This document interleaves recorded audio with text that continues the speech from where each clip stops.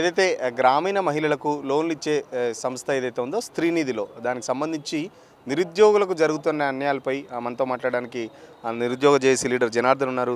ఏంటి దీంట్లో కూడా నిరుద్యోగులకు అన్యాయం జరుగుతుందా? ఎట్లా జరుగుతుంది అసలు? అన్యాయం జరుగుతుందన్న.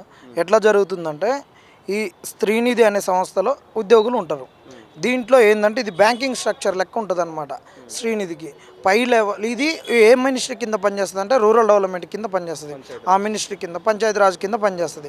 దాని కింద నుంచి రూరల్ డెవలప్మెంట్ డిపార్ట్మెంట్ ఏమవుతుందంటే దీనికి ఒక సిఎండి ఉంటారు. దాని తర్వాత ఎండి తర్వాత కిందికి వచ్చేసరికి మేనేజర్ ఉంటారు. మేనేజర్ కింద ఏపీఎం సిసిఏ వివోఏ అని ఉంటారు. ఏపీఎం సిసిఏ వివోఏ అనేది ఇది సెర్ప్ కింద.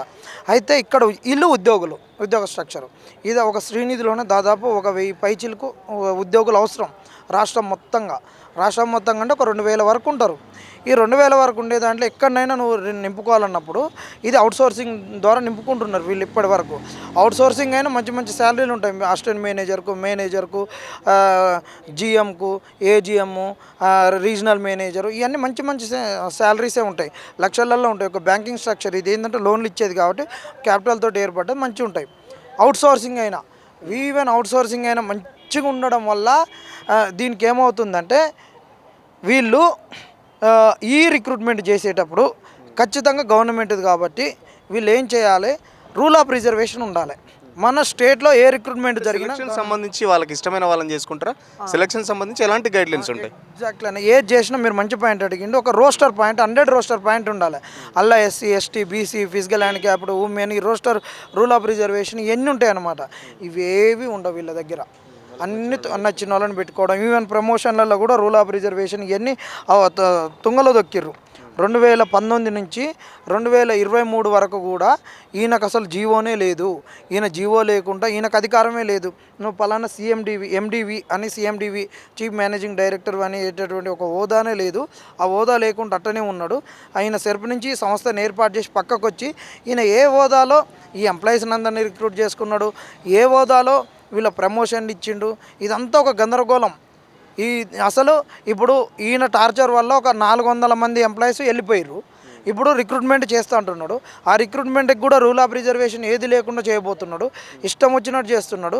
ఇవ్వాల్సినటువంటి ఇప్పుడు మేము ఏదైతే పబ్లిక్ సర్వీస్ కమిషన్ ద్వారా వచ్చేటటువంటివి డిఎస్సి రిక్రూట్మెంట్ ద్వారా, పోలీసు రిక్రూట్మెంట్ బోర్డు ద్వారా, తర్వాత మనకి విద్యుత్ సంస్థల రిక్రూట్మెంట్ల ద్వారా వచ్చేటటువంటి ఉద్యోగాలే కాకుంటే ఇలాంటి సంస్థల ద్వారా కూడా వస్తాయి. మెప్మా కింద, సెర్ఫ్ కింద, దాని తర్వాత శ్రీనిధి కింద కూడా ఉద్యోగాలు వస్తాయి. ఎట్లా తెలుసా మరి ఇంత బ్యాక్డోర్గా జరుగుతుందని మీరే అంటున్నారు? మన నిరుద్యోగులకు ఈ సమాచారం ఎట్లా తెలవాలి? అక్కడ రిక్రూట్మెంట్ జరుగుతుందని ఎట్లా తెలుసు? అంత బ్యాక్డోర్ అని మీరే అంటున్నారు. తమకు నచ్చిన వాళ్ళకు లంచాలు ఇచ్చి లేకపోతే ఉద్యోగాలు ఇస్తున్నారని చెప్పి మీరే అంటున్నారు. మరి ఎట్లా మరి దీన్ని అదే మేము ఇప్పుడు చేయబోయేటటువంటి ఈ మేనేజరు సిఎండి విద్యాసాగర్ రెడ్డి అనే వ్యక్తి ఒక రిటైర్డ్ వ్యక్తి. లేస్తే రేవంత్ రెడ్డి గారు రిటైర్డ్ అయిన వాళ్ళని ఉంచమన్నారు. ఈయనకు 70 ఏళ్ళకి దగ్గర వచ్చిండు. ఈయన ఎందుకు ఈ కుర్చీలో కూర్చుంటుండు? అందరిని తీసేసిర్రు. ఈయన పైన అలిగేషన్స్ ఉన్నాయి. ఈయన పైన ఒక జీవో వచ్చింది.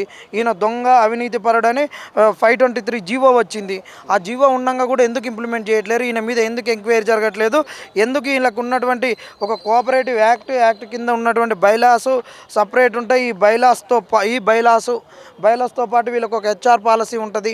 వీటి అన్నింటి రూల్ ఆఫ్ రిజర్వేషన్ వీటన్నింటిని తుంగలోకి తొక్కి నియామకాలలో అవినీతి, అసలు నియామకాలు చేయకపోవడం, ఉన్నోళ్ళ మీద వర్క్ ప్రెషర్ చేయడం, ఉన్నోళ్ళని టార్చర్ పెట్టి బయటికి పంపేయడం.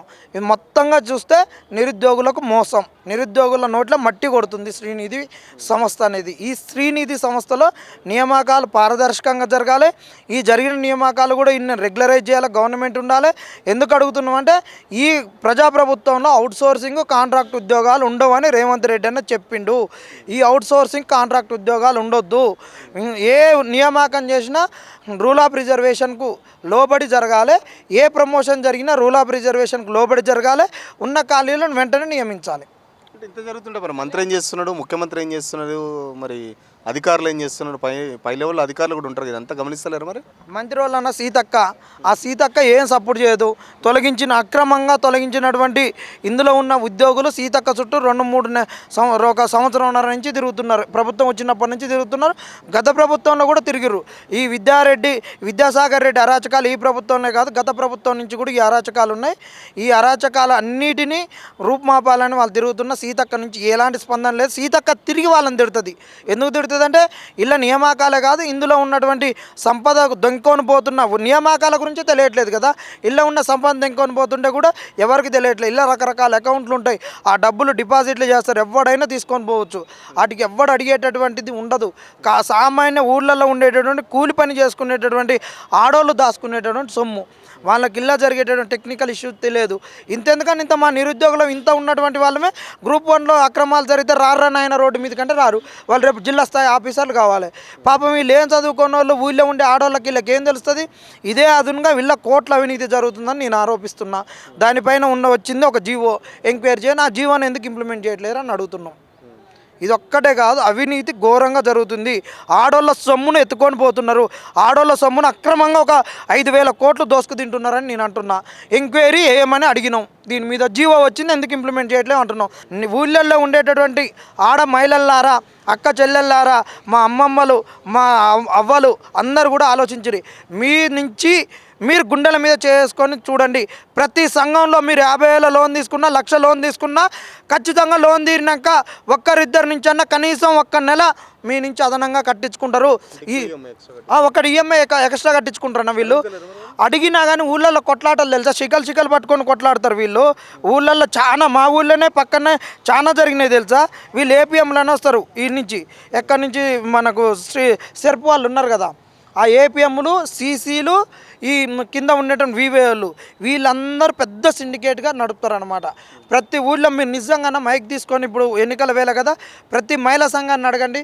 ఇది నేను మాట్లాడిన ప్రతి మాట, ప్రతి మహిళా సంఘం, ప్రతి మహిళకు ఊళ్ళలో ఉండేటటువంటి ఒక్క నెల కథనంగా కట్టే ఈఎంఐ డబ్బులు మరి ఎవరి అకౌంట్లోకి పోతున్నాయి? ఇక్కడ కింది స్థాయి నుంచి పై స్థాయి వరకు పోతున్నాయి, లేకపోతే ఎట్లా మేనేజ్ చేస్తున్నారు వీళ్ళు? పై స్థాయిలో పెద్ద మీకు వినిపిస్తామన్నా, మా పక్కన మండలము చివ్వేంల మండలంలో బండమీ చందపట్ల కింద ఎంత అవినీతి జరిగిందో వాళ్ళు చెప్తారు ఒక్క సంఘంలో. హలో అన్నా, మీది చందపట్ల విలేజ్ గానా? మీ ఊళ్ళో ఇప్పుడు మహిళా సంఘాలు డబ్బులు లోన్లు తీసుకుంటారు కానా? ఒక్క సంఘంలో 4 లెక్కలు చేస్తే 80,000 నుంచి 1,00,000 రూపాయలు ఫ్రాడ్ జరిగింది. మరి దీని గురించి అడగలేదా మీరు? ఇంత ఎట్లా ఫ్రాడ్ జరిగింది? ఏపీఎంకు వాళ్ళకు పోతే వాళ్ళు ఎవరు పట్టించుకోలేదు. అయితే కలెక్టర్ కు మొన్న ఇచ్చిన లెటరు ఇస్తే ఇవాళ వస్తానని చెప్పారు, కానీ ఇవాళ బండి గాంధీ ప్రోగ్రామ్ ఉంటే ఇక్కడ ఉన్నా నేను, లేకపోయినా. ఓకే, ఇప్పుడు నేను మీడియాలో ఉండి మిమ్మల్ని ఫోన్ ఇన్లోకి తీసుకున్నా. ఇంకా మీరు ఎవరెవరిని తిరిగారు ఊళ్ళల్లో? ఇట్లా అడిగితే ఎన్ని గొడవలు జరిగినాయి, ఎట్లా బెదిరిస్తారు మహిళలను చెప్పి? ప్లస్ పైకి తిరిగి వాళ్ళు ఒక లోన్ తీసి 1,03,000 రూపాయలు కమిషన్ ఇవ్వాలట. వీబీకేలో ఒక్క రోజు కూడా బుక్ లో దాని మొత్తం ఏమేమి ఎంత మంత్రి అనేది ఏ రోజు అటెండ్ చేయరు. ఆ బ్యాంకులకు ప్లస్ జిల్లాలో మండలంలో ఉన్న ఏటీఎం, సీసీలకు వాళ్ళకందరికి దగ్గర సంబంధాలు ఉంటాయి, ఎవరు పట్టించుకోవట్లేదు. ఆ వెలుగు జిల్లా ఆఫీసులో ఉంటే వాళ్ళు మహిళలు పోతే ఇవాళ రావద్దమ్మా మీరు ఇక్కడ దాకేందుకు, మీరు ఆన్య చూసుకోవాలని విలేజ్ లో ఏ రాజకీయ నాయకుడు కూడా ఎవరు కూడా వాళ్ళని పట్టించుకోలేదు. నేనే తీసుకొస్తే కలెక్టర్ మన ప్రజావాణిలో ఒక లెటర్ ఇప్పించిన అట్లా. ఇదే అన్న విలేజ్లలో జరిగేది. మీరు ఏ విలేజ్ కన్నా వెళ్ళి చూడండి, ఇది నిజం, ఇది ఉట్టిగా అలిగేషన్ కాదు. ప్రతి విలేజ్లో ప్రతి సంఘాన్ని పరిగణించండి, ఒక్కొక్క సంఘంలో ఖచ్చితంగా విపరీతమైన ఫ్రాడ్ జరుగుద్ది. ఇది అంటే కొన్ని ఏళ్ళగా స్త్రీనిధికి సంబంధించి 100,000 కోట్ల స్కామ్ జరుగుతున్నా ప్రభుత్వాలు అసలు పట్టించుకోవట్లేదు. ప్రభుత్వాన్ని మొత్తం మేనేజ్ చేసుకుంటూ ఏదైతే ఈ విద్యాసాగర్ రెడ్డి ఉన్నారో కింది స్థాయి నుంచి వెళ్ళి పై స్థాయి వరకు ఉద్యోగులను చాలా వరకు టార్చర్ పెడుతున్నాడు. ఏదైతే కొంతమంది ఉద్యోగులు ఇతను చేసిన అవకతవకలను గుర్తించినందుకే కావాలని వాళ్ళందరినీ డిస్మిస్ చేశారు. ఇట్లా 400 మంది ఉద్యోగులను అయితే టార్చర్ పెట్టి దాదాపు 400 మంది ఉద్యోగులు అయితే మానేసిన పరిస్థితి. గ్రూప్స్ కూడా దాదాపు ఎవరైతే మహిళా సంఘాలు ఏదైనా 1,00,000 రూపాయలు తీసుకుంటే మినిమం 3,000 కమిషన్ ఇవ్వాలని చెప్పేసి ఆ ఊళ్ళలో కూడా చాలా వరకు గొడవలు అవుతున్నాయి. ఖచ్చితంగా ఒక నెల అదనంగా ఈఎంఐ కూడా వసూలు చేస్తున్నారు. ఇట్లా మొత్తం దాదాపు రాష్ట్ర వ్యాప్తంగా ఉన్న మహిళా సంఘాలన్నీ ఆ డబ్బులు కలిపితే 100,000 కోట్ల స్కామ్ అయితే జరుగుతుంది. ఖచ్చితంగా ఇప్పటికీ సీతక్క కానీ అటు ముఖ్యమంత్రి కానీ చొరవ తీసుకొని ఈ జరుగుతున్న స్కామ్ అంతా బయటపెట్టి అటు నిరుద్యోగులకు కానీ లేకపోతే ఇటు ఉద్యోగులకు కానీ అటు మహిళా సంఘాలకు కానీ ఏకపక్షంగా ఒకటేసారి న్యాయం చేయాలని, లేకపోతే రాష్ట్ర వ్యాప్తంగా ఉద్యోగులంతా నిరసనకు సిద్ధమవుతున్న పరిస్థితి అని చెప్పేసి జనార్దన్ చెప్తున్నా. వీడియో జర్నలిస్ట్ కిరణ్తో సురేష్ పల్లవి టీవీ, హైదరాబాద్.